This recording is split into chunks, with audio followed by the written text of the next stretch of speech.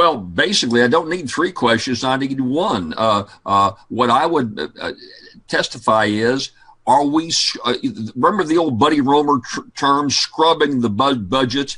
And, you know, Buddy Roemer was right on.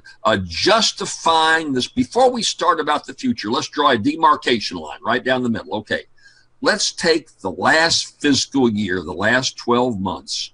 How have we spent that money? Has it been maximized? Are we getting the best bang for our buck? Do these state agencies need the number of employees they have? Do they need all the public relations people they're hiring right now?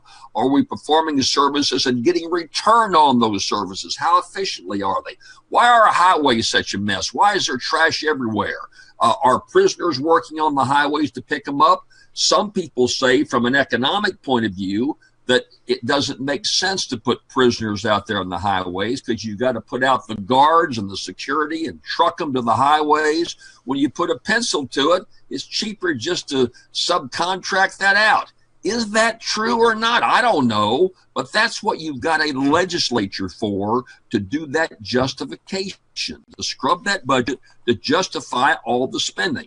That a performance budget. Performance. What are we getting in return? Steve, that's not being done. That's not, I can tell you that is not being done by the House, by the Senate, and so there's a derogation in their duty. They're not doing their job, and the governor pretty much can kind of get a little bit of the edge by saying, oh, doomsday, doomsday. If all the legislature says, well, that's not the truth, then there's not enough ammunition there for them, you see. So the question I'd ask them is, why aren't you doing the job you were elected to do, to give us checks and balances? That's why we have three branches of government. And those checks and balances just aren't there from the legislature, Steve.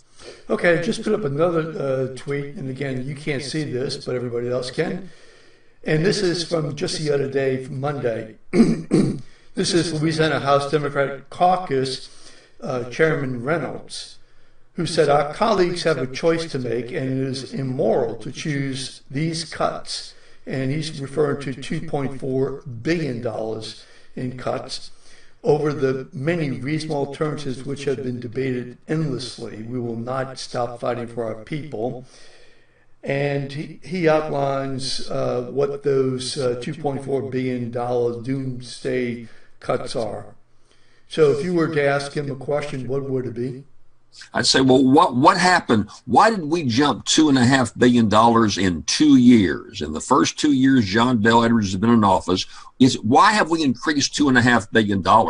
Inflation is not that great. I can see a little bit because of inflation. We've lost population, so we don't have to give the services that we were giving, say, 4 or 5, 10 years ago. So why has it jumped so much? You say it's unconscionable, Mr. Legislator, to cut that budget and this doomsday scenario. And then what you're doing, you see, that's the weakness.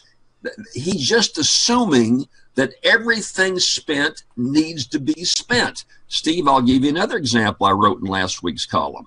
Look, my heart goes out to these kids that are struggling to go ahead and get through LSU and other colleges, but we've got the lowest tuition rates in the South outside of Mississippi. You look at Alabama, Georgia, all these other schools, the tuition is much greater. The debt load being handled by Louisiana kids is one of the lowest in the country. When I graduated from law school back in 1976, I owed $75,000. Now that's, like $125,000 today. It took me 10 years to pay it off. I paid it off every month with my new job. That was the cost of my getting an education. So the fact that the average debt load for kids in this state today is about $25,000, much lower than the national average. I mean, we've all got to pitch in and pay our fair share. I wish we could give college tuition for free, but we can't. So there's a balance right there. So in answer to the legislator, you're just assuming that every penny we spent in the last year is absolutely necessary. And I'm saying if you're doing your job right, you will go ahead and see that a performance audit is done to justify that. A lot of it is justified, but a lot of it, in my opinion, is not. And we've just not done that. We're just not doing our job in terms of accountability, Steve.